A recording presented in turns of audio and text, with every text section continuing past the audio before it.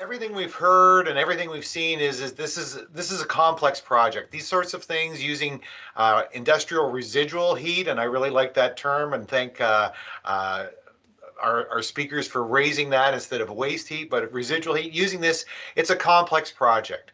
We're talking about a transformational opportunity. We're talking about multiple stakeholders, varied interests, high costs, infrastructure costs, uncertain policy, a lot of what and Dr. Cotton showed, as Jim showed, the effect of the carbon tax and how that makes a lot of these economics drive. And so there's a regulatory landscape involved. We've talked about ownership and governance models and differences that in different areas. So there's a lot of challenges, a lot of complexity, a lot of challenges. But why? So why are we so interested in proceeding? Well, we're interested in proceeding because this project would allow us to reduce carbon emissions in building heating in Hamilton. And we've talked about it, we've used this cartoon a lot, but heating is really the elephant in the room when it comes to decarbonization. We've talked about in cold climates, building heating is 40 to 50% of the carbon footprint.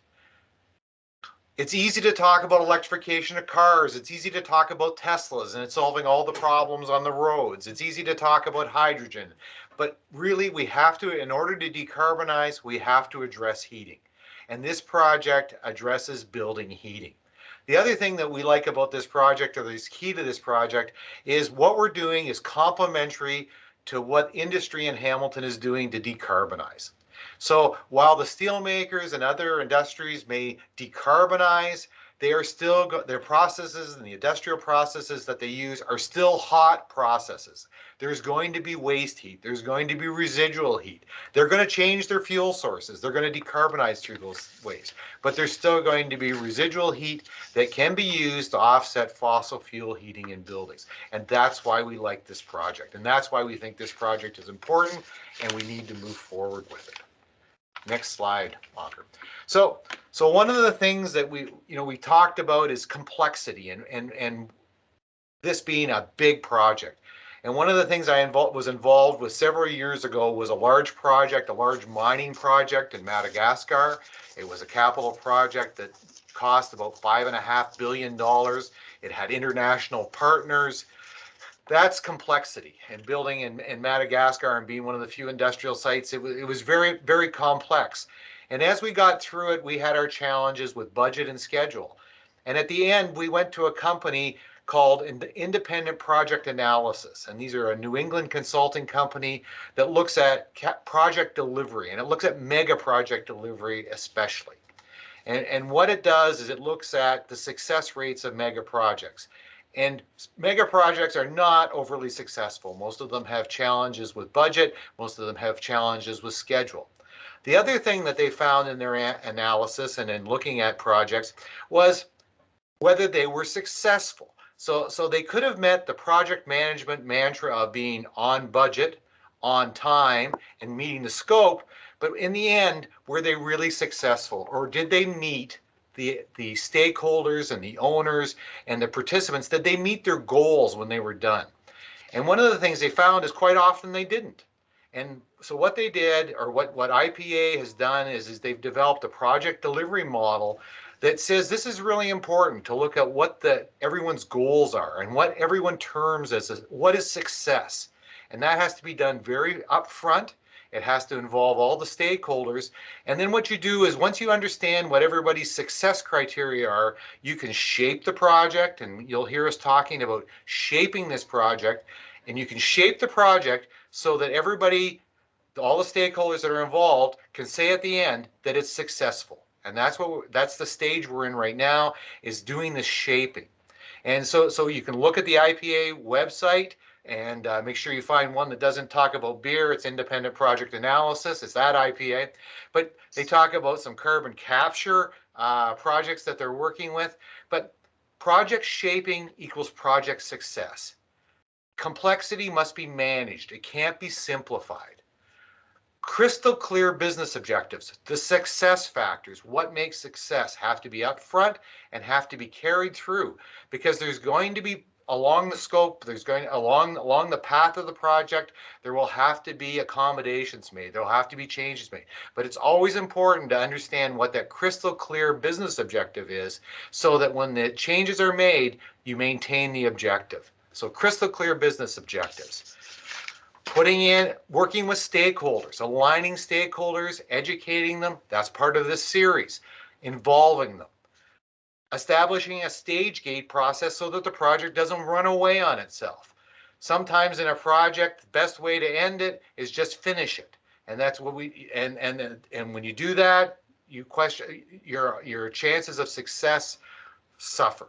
Set up cross-functional project teams, and the other key thing is communicate early, often, and widely. So communicate. It's the real estate term.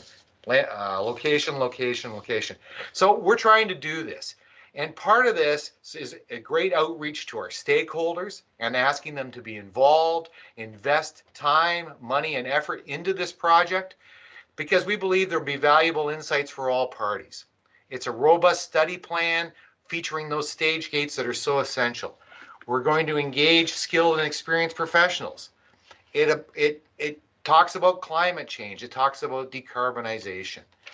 We're setting up with a project structure, and we'll talk more with our stakeholders about that. Being part of the communication plan. And this will really set up growth enabling infrastructure for downtown Hamilton redevelopment. And it's a cost sharing research model. So that's where we're going. That's one of the things in the next few weeks. The stakeholders will meet up. We're going to reach out to our stakeholders and get involved. If you're on this call or on this video conference and you want to be involved, please reach out to us.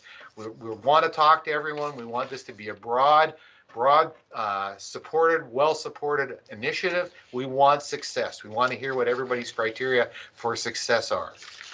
Next slide, please. So our vision is to decarbonize building heating in Hamilton. We believe there are certain strengths.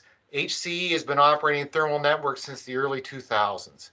This is aligning with the Hamilton's Community Energy and Emissions Plan, which I believe will be brought to Council in the first quarter. And we've had high interest. We've built on the study that the Chamber of Commerce and TAF sponsored. This has long-term impact: decarbonization, environmental, public health, economic, energy security, social license. These are all things that this project brings to mind and brings in place.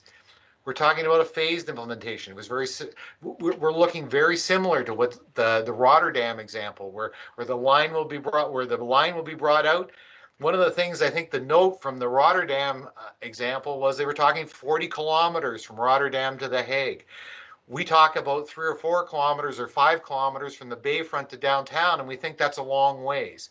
Well, apparently the Europeans don't think it's a long ways, and it can be done. So these are all things this is what we're building on as a project to success. And just to close is why. Back to the why. Well, right now, our downtown energy system heats and cools about 2.5 million square feet of buildings in downtown Hamilton. And our carbon footprint is about 6,000 tons of CO2 equivalent per year. We look at the waste heat potential, the residual potential from industry.